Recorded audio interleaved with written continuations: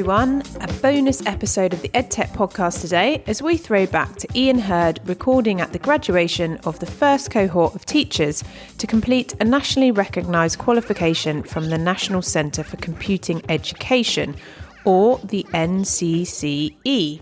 This event was held at the London offices of Google, who provided financial and practical support to help create the Computer Science Accelerator programme to train teachers to be able to teach the subject at GCSE. Ian is first in conversation with Professor Simon Peyton Jones, the NCCE Chair, and also a researcher at Microsoft Research in Cambridge, England, specialising in such things as functional programming languages, particularly lazy functional programming, which is how I think I operate on almost a daily basis. Following his chat with Simon, Ian catches up with Liza Belozerova from Googleorg, who is Programme Manager for Europe, Middle East and Africa. And in both conversations, there is some sharing of some good reads and inspirational tech for teachers in this space. Also in this episode, 2 opportunities for teachers to offer their students real-world learning opportunities through some competitions both Nesta and the Design Museum are running. The deadlines are coming up for both, so if it sounds exciting, check out the show notes for links to apply. Here's Constance Agyeman, Nesta's Head of Thriving Communities, to talk about the Longitude Explorer Prize, which focuses on getting a more diverse group of young people into AI, tech and innovation, and is backed by £1 million of government support. Listen closely for all the details. Hi, I'm Constance Agyeman, Head of Thriving Communities at Nesta Challenges. We're calling on all secondary schools and youth groups across the UK to enter teams of 11 to 16-year-olds to our Longitude Explorer Prize, with cash prizes of up to £25,000 available for the winning teams. The prize is now in its 3rd year, and this year's theme is AI. This is AI in its broadest sense. Think self-driving cars and Siri. We want you to inspire your young people to create pioneering technological solutions to society's most pressing issues, from coming up with solutions to climate change to helping people be independent in later life. The prize is easy to apply for. We've worked with professionals in the education sector to develop free learning materials to kickstart creative thinking, which could be easily incorporated into lesson plans, after-school activities, or youth club activities. The materials fully support the curriculum and aim to inspire entrepreneurship among young people and engage them with innovation by encouraging them to apply STEM knowledge. Submissions are open until 29th of November, so head to Longitude Explorer Prize website for more information and get applying. Support the next generation of digital entrepreneurs today. For any design thinkers out there keen to impress on students the amazing opportunities in the world of design, keep listening to the end of this week's episode to also hear from Sevra Davis, Head of Learning at the Design Museum in the UK. Sevra talks about the Design Museum's competition Design Ventura, which offers the amazing opportunity to have students' works actually for sale in the Design Museum shop. If I remember correctly, the competition is open for international listeners also. The entry deadline is the 13th of November, so get your skates on. And if you don't make this round for these amazing competitions, then now you know, and there is always next year.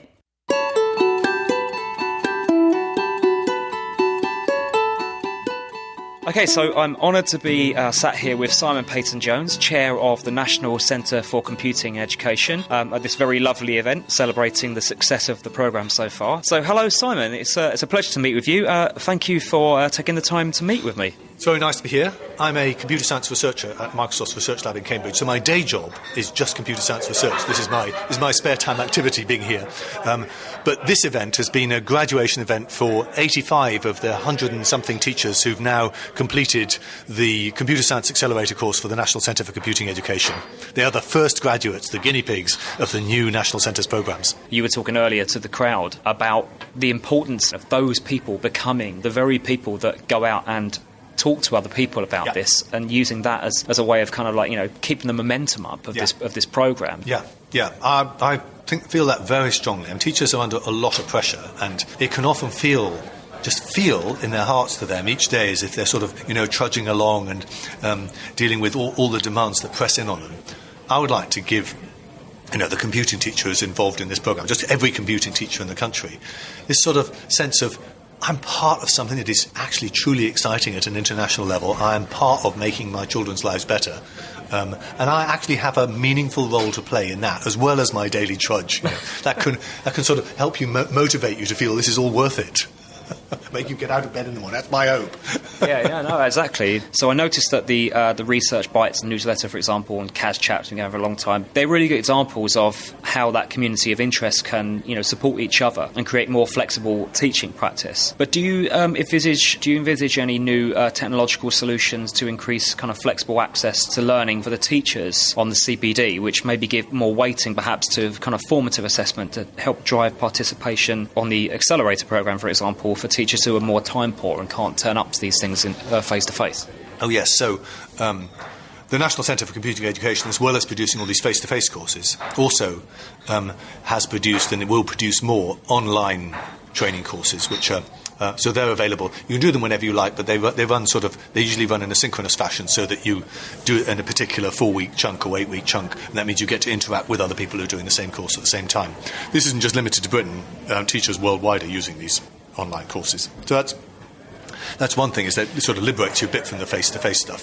Face-to-face is also important, so it's not just the and it's not just courses. There's a kind of very productive complementarity going on at the moment. On the one hand, we've got the National Centre for Computing Education, which is centrally funded, top-down, curated material, very high-quality, organised courses and so forth, but with a top-down drive. And on the other, we've got the Computing at School Community of Practice, which now has 32,000 members, of whom probably 20,000 are school teachers, perhaps 25,000. So this is very much grassroots. This is teachers talking to teachers about their best practice, and it's supported by things like Hello World magazine, which is written by teachers for teachers, produced by CAS and the Raspberry Pi Foundation jointly. And then there's these CAS local communities in which teachers meet each other in person. Right, there's about 250 of them around the country. That's a lot. So there's some kind of complementarity between online stuff, which you can access anytime, and the sort of in-person stuff which makes you feel, as we did tonight, oh, I'm not alone. There's a teacher put it to me, he said, it's exciting to be here just because I can see I'm not on my own anymore. That's really, that drives motivation and in a compelling way. So you've got to have both, I think. So, but to directly answer your original question, I don't think there's any new piece of tech that we have in mind to support teacher learning beyond online courses on a platform like FutureLearn, which is the one that we're using. Yeah. I think that tech is not our limiting factor there. I think it's mainly developing materials and developing the community. But there is another thing we need to do is develop the research bit. You mentioned Research Bites. Computing is such a young subject. We haven't taught it as a school subject for very long. If we could make every computing teacher 10% more effective by sharing with them some, randomised control trial experiments, or even just, just research about what works and what doesn't, which an individual teacher can't really hope to do, right, on a controlled level. They're forced to work, as it were, by the seat of their pants. If we can share with them insights about what works and what doesn't, that would be like recruiting another 10,000 computing teachers. It would be huge. Sure. Right? Just to make them 10% more effective. Yeah, absolutely. I think research has a big role to play in this, and perhaps one of the ways that that could be facilitated is doing a similar thing to what the UCL Educate programme does, where you're actually involving educators in the research. Yes. Sue Sentence, who's here today, ran a lovely 1-year or 2-year programme in which she got a bunch of teachers as research partners, and each of them did a project, and they each did it together and came together and presented the research project they'd done. So this wasn't big randomised control trial kind of thing, which is really expensive and it needs scale. Yeah. This was individual teachers doing action research and sharing it with teachers in their immediate neighbourhood. So I think, yes, research shouldn't be something that we do to teachers. It should be something that we partner with them in doing, because they are actually the ones who are face to face with the reality every day. So we need funding for educational research, particularly in computing. One of the things I'm sort of on a little mission to do is to find some way of just increasing the volume of CS educational research that we can do in this country and elsewhere. It's a lost opportunity that we put in place a whole new curriculum and, a new subject at school. You would think, in any sensible world, we would have people in white coats and clipboards watching what's going on and thinking, is this working, is that working? We're just doing it anyway. Yeah. We should pay attention. Absolutely. Because there's lots to learn here. Been much involved in starting a project called Project Quantum. Quantum, yes. Okay. So this is taking the idea seriously of diagnostic questions. The idea that as part of a pedagogy, you might use questions as a fundamental part. That means that identifying the questions is really good, really important. You might use them in class, but you might also want to have quizzes that you use very regularly, like on a weekly basis. This isn't an end-of-term summative assessment, like weighing the pig. This is more like going to the gym, kind of. So what happens at the moment is computing teachers tend to make up questions. Because that's what they have to do at the end of the week, to think, have my students learnt anything and what have they missed? But if we could give them a corpus of high-quality questions, that would be incredibly time-saving, right? Rather than having every individual teacher making up questions, particularly as making up questions is difficult. Making up good questions is difficult. It's difficult when you're an expert. It's even harder if you're not an expert in the subject, which many computing teachers are. So Quantum's idea is to try to build a corpus of high-quality questions. They're actually multiple-choice questions, which is much more interesting than I originally thought. There's a lot of research showing that multiple-choice questions can be a very effective form of diagnostic questioning aid. And then making those available for free forever to computer teachers and actually, similarly in maths. So one way you can do that is to get a large quantity of, pay experts to write questions, and then you have a relatively small number of questions. But the thing we're trying with Quantum is to crowdsource the questions, to gather them from all over the place, and then the difficulty is, how do you know whether they're any good? The idea is that any teacher using this setup, if there's an area that they need some questions on but they can't find any, they can write some of their own, but then that gets added that other teachers can use them and so forth. But then how do you know they're any good quality? So the idea of Quantum, which is quite new, is to ask what would happen if we took the data from hundreds of millions of answers to tens of thousands of questions written by millions of children, and use that data to infer in some way whether the questions are any good. So rather than paying an expert to say, I think that's a good question or not, you'd ask the data whether it's a good question or not. And so we can apply statistical techniques like rash analysis, but also we started to apply, all this machine learning stuff that's buzzing about. It's all about getting insights from data, so we're trying machine learning as well. So the exciting possibility here is we really could take data on really large-scale data to get quantitative evidence that says which questions work well and which don't, and how hard they are, and which children they might suit. So you might say, well, here are 200 questions that my children have answered so far this term. Tell me the quiz or the collection of questions that would maximise my information gain for this class. If they're all too hard, I gain no information. If they're all too easy, I gain no information. Yeah. So we'll be based on all this data, we'll be able to say what maximises information gain. So I think that's really quite exciting. I think that's a really interesting idea, actually. One of the questions I was going to ask you about was about the role of formative assessment, in these types of qualifications and in the curriculum itself, as opposed to the need for high stakes examinations, for example, at the end. Obviously, it's a quantitative measure of how those learners are doing. But in terms of the creative application of that knowledge, so there's an element, obviously, of problem-based learning, for example, in the curriculum right now. Do you see that kind of like it's sort of emerging as a more of a theme and a greater focus? Oh, well, so I'm not an educational expert. I'm a computer science researcher. I study programming languages. But, of course, because I'm so deeply involved in the reform of the computing curriculum, I've read a bit of educational literature, and I often see this dichotomy between the sort of, at one extreme, the very traditional knowledge-based approach, and another, what was called progressive, problem-based learning and inquiry and team building and so forth. And I think, guys, it's not one or the other. Sure. Don't set these in opposition to each other. Right? Because you can't be an effective problem solver if you have no knowledge. And if you have a lot of knowledge but you've never applied it, you're also going to be useless. Yeah. So let's stop fighting about this and realise that actually you do need to have... computer scientists need to have some subject knowledge. You need to know stuff that people have learnt so that can be part of your sort of hindbrain stuff from which you then do your problem solving. The role of programming in this is quite interesting. If you're, I think it's like an unfair advantage that computing has, because we have there's this body of subject knowledge, but we have this way of bringing it to life, right, by writing programs in which you are constructing artifacts, that is something made by someone, namely you, artifacts that have never been made before, and they're crafted not out of wood or steel, which there's a limit to how far you can go before it collapses. They're crafted out of, as Fred Brooks puts it, pure thought stuff. You can build castles of infinite complexity, limited only by our own ability to envisage and manage that complexity. So that's sort of hugely rich creative playground. People sometimes say, but computer science not very creative, is it? Squeezing all the creativity out of the curriculum. I think completely the opposite, right? Computing is a tremendously creative subject because we turn children loose with some subject knowledge married with a particular problem or application and encourage them to create something entirely new to solve that problem. I mean, that's one way to widen participation, perhaps, is to show people how they can use it for their own interests.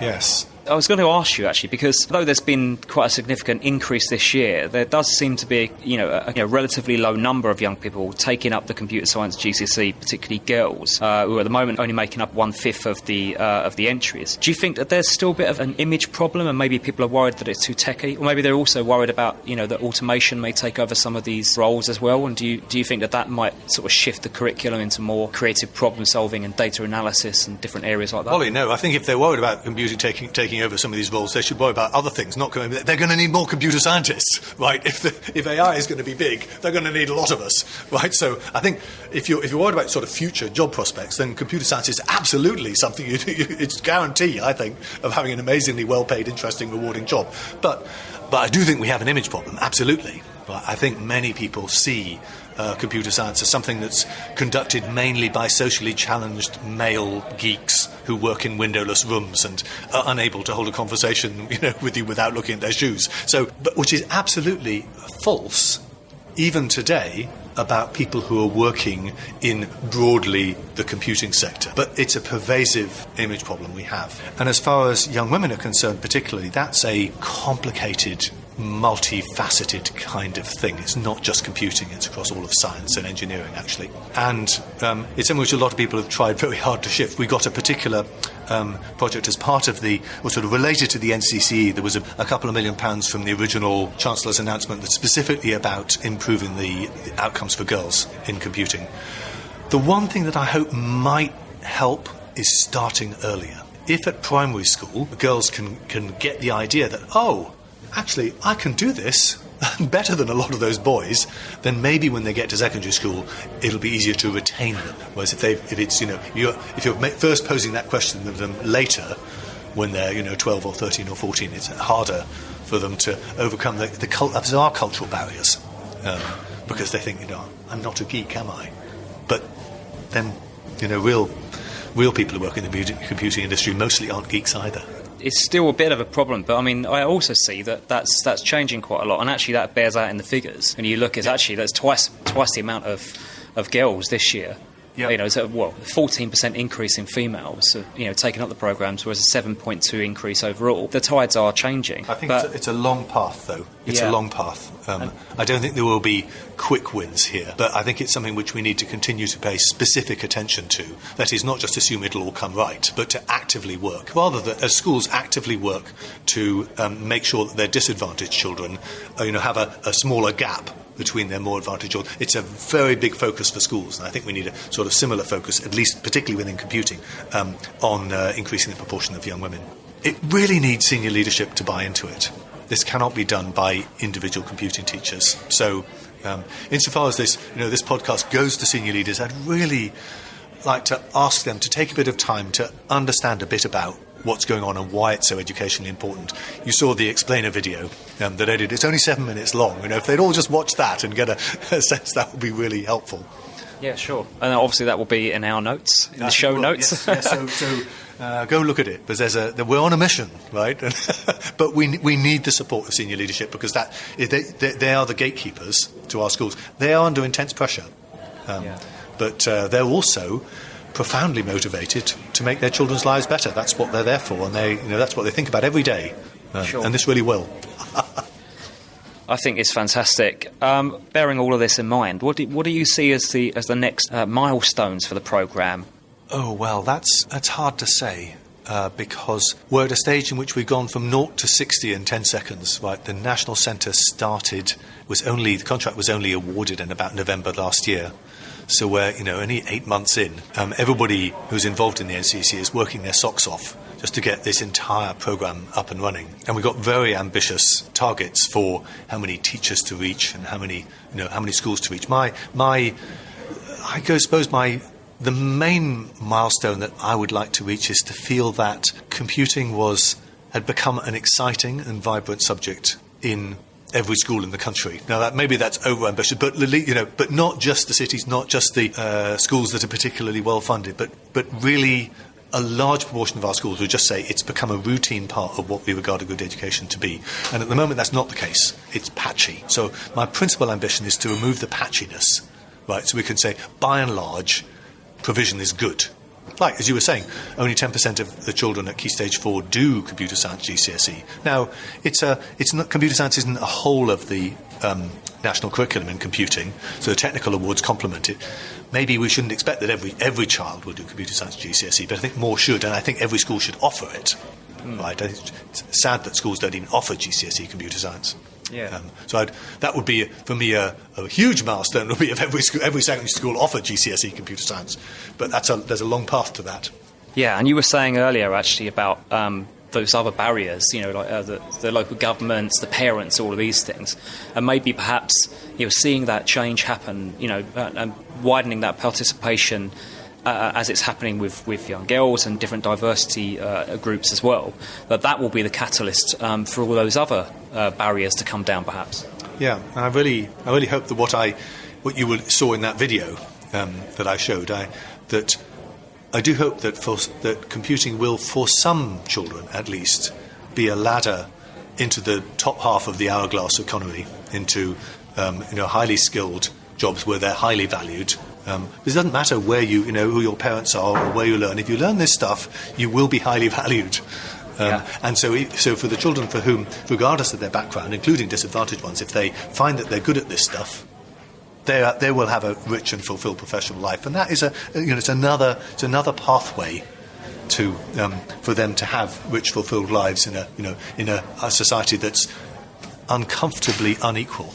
I'd like to convey, particularly to school leadership teams, a compelling vision about the educational importance of what we're doing. This is not just a way to fill the future employment pipeline, or even to give our children better jobs in the future, though it will do that too. It's about giving them a good education. Nobody would accept not teaching maths or natural science at primary school, for example, because you say every child must know some natural science because it enables them to understand and have agency in the natural world that surrounds them. And I think we should just as fundamentally say no child should go without a computer science education because it enables them to have agency and understand the digital world that surrounds them.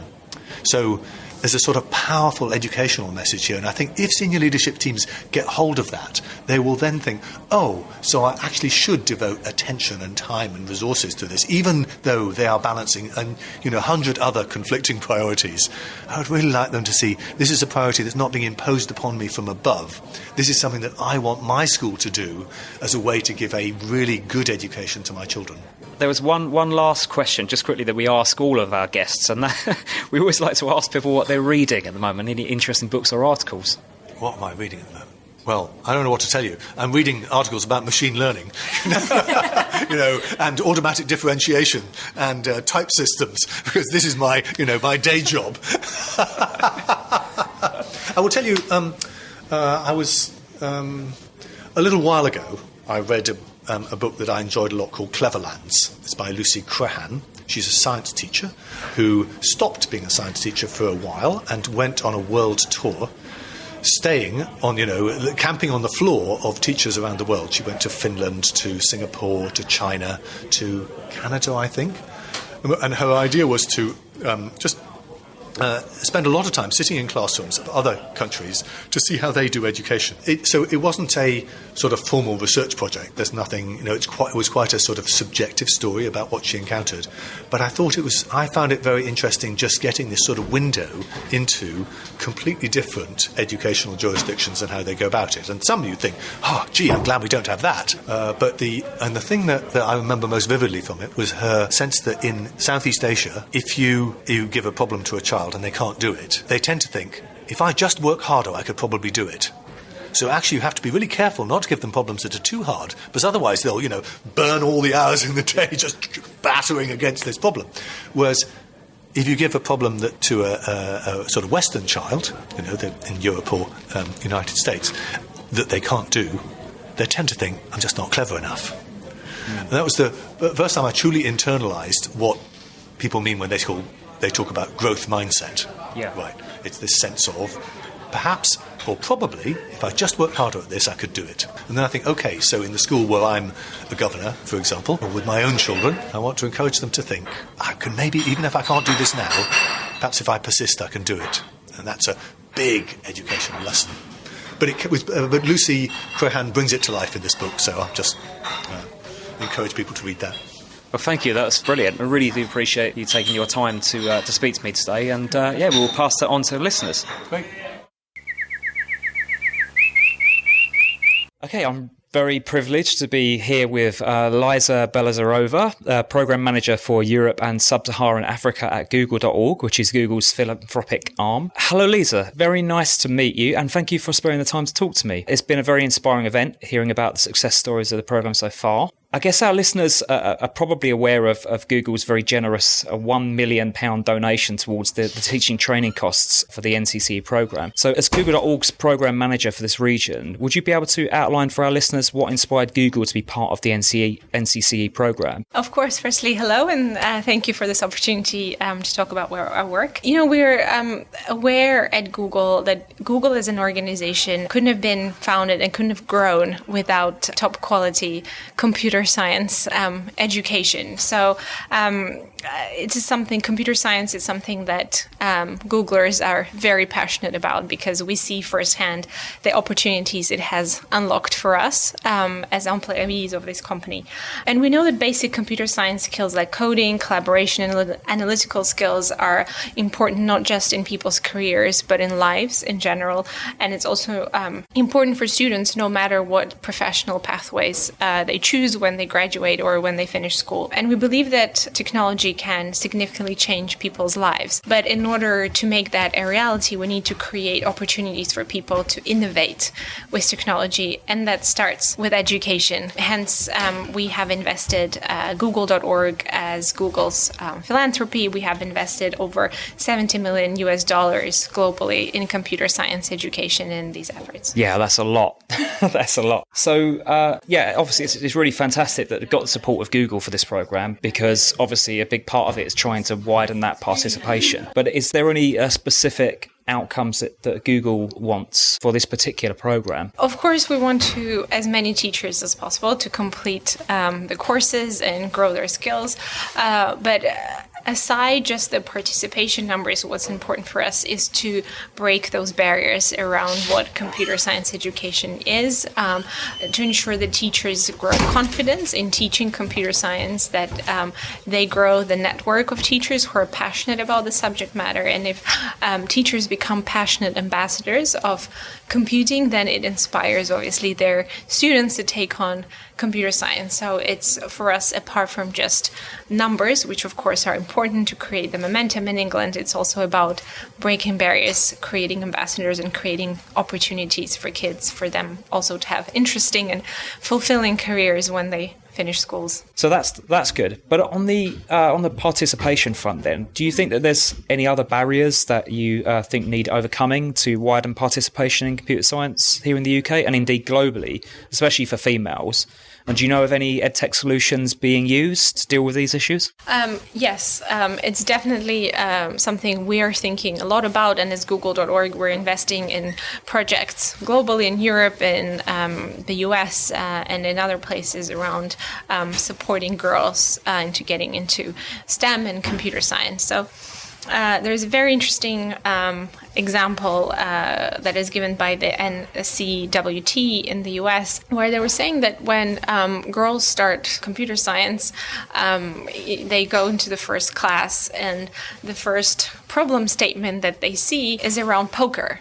So, and for girls, obviously, immediately, you don't see yourself, you can't project yourself in these scenarios, in these case studies. So it's interesting that the pipeline for girls into applying for computer science degrees is quite high, but there is a huge drop-off rate, because once they start, they don't actually pursue, because the examples, the scenarios that are discussed are not tailored for women. So there are a lot of projects that we support that help redesign curriculums and create scenarios and case studies which speak to different groups, and that includes women as well. And also, for example, in Europe, we support an organization in Slovakia which supports girls into getting into computer science. And what they do is they have a lot of activities. So they work with parents, they create network groups, after-school activities and clubs to get the girls understand what it involves and all the different aspects, to get their surrounding to be more supportive around computer science education. So there's a lot of work going around on the peripheries of computer science education to ensure that those barriers are broken or shifted, and the perception of computer science education shifts as well through changing the mentality and attitude, because that's the most important work for us. Yeah, it's quite interesting actually from a diversity perspective in terms of not just gender but cultural engagement with these topics. Are you aware of the work of Vanessa Andriotti? She's someone who I really look up to, and she has some really interesting ideas about how to use pedagogy to overcome cultural barriers. The way that she does that, for example, is she talks a lot about analogies as a way to convey complex subjects to children. And I think these things are really important. You say about the specific examples that are being used, that they do have cultural and gender undertones sometimes, and we do need to think about that. You're completely right, and I think it's about also creating that sense of belonging, and it's a collective sense. So for a girl, in order to pick a particular subject, she needs to be encouraged by her parents, by her surrounding, by her peers.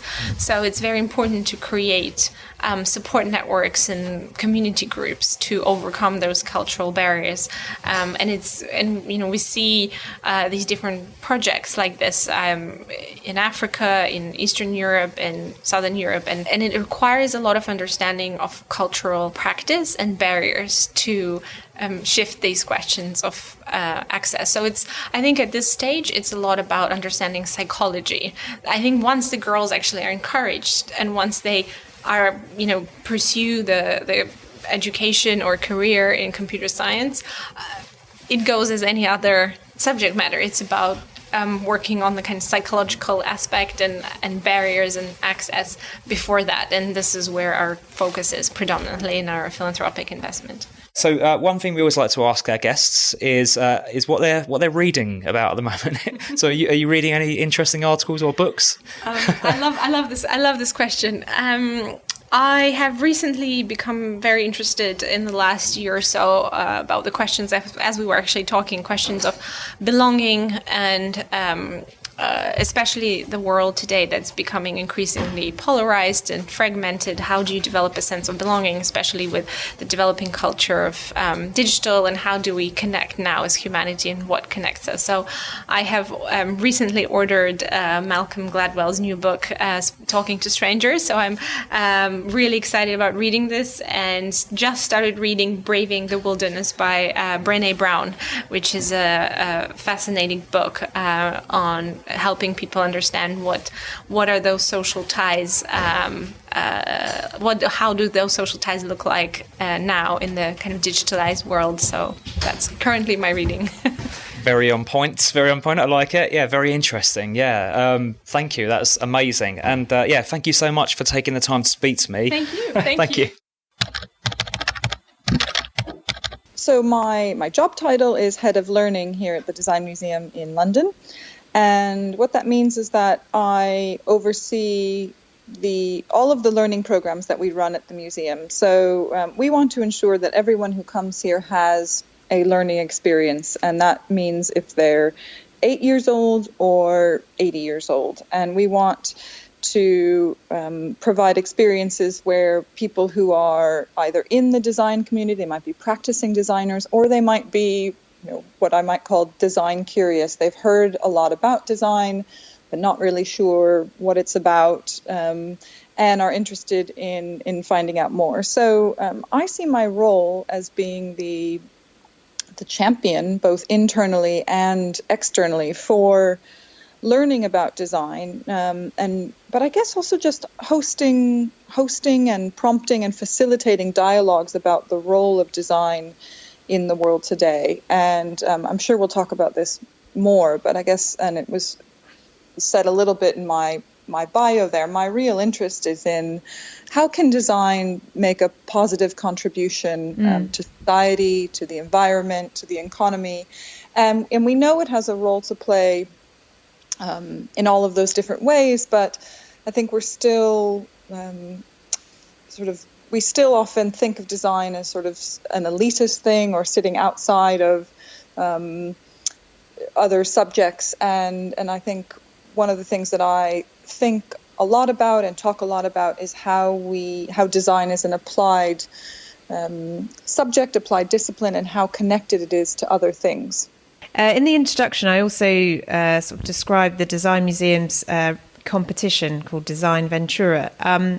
And I'm sure this is going to be relevant for a lot of our listeners, especially those involved within schools. So I just wondered if you could elaborate a little bit on the competition and who it's relevant for and how they can get involved as well.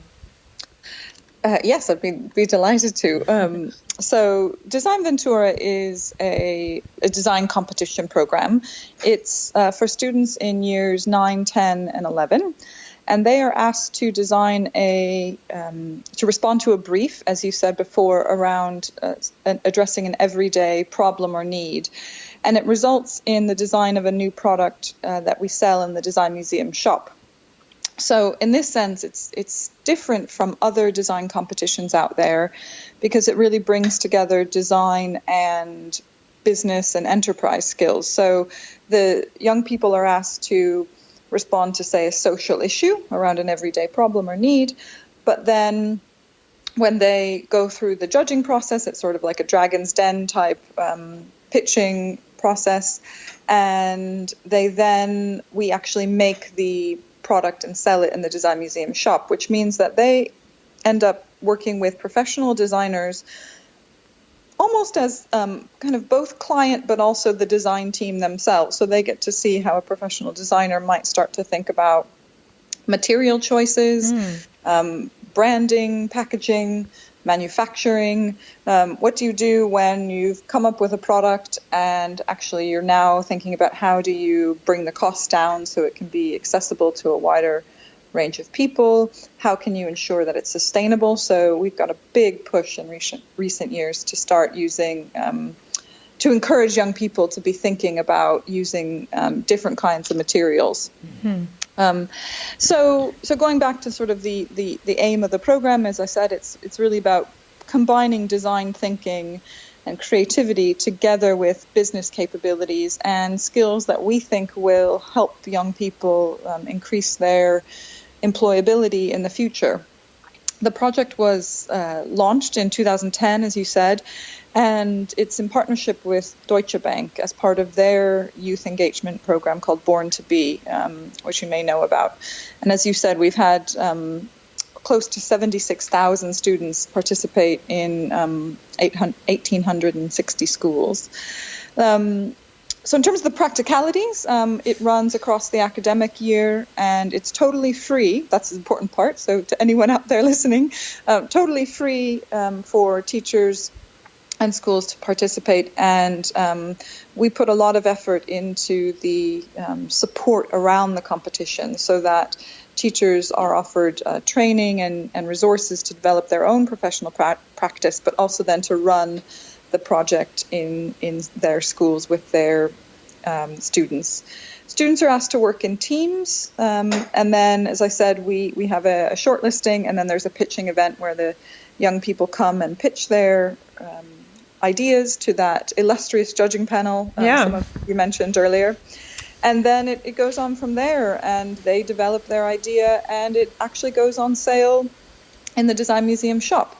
The last two things I'd say about it are, first of all, that all of the proceeds from the sales of the product in the Design Museum shop go to a charity of the winning team's choice, the young people's choice. And I think that's an important part about it. We sometimes forget about that because we're talking about design and enterprise, but actually I think this idea that it's also about giving back and encouraging young people to think about the good causes that they care about, and so all proceeds go to that. And the final thing, I'm sure that there's lots of UK educators out there, and I'm hoping this will be of interest to them, but to anyone who might be listening outside of the UK, the program is open to international schools to participate, but they compete for a separate prize. But we'd love to see more international schools participating.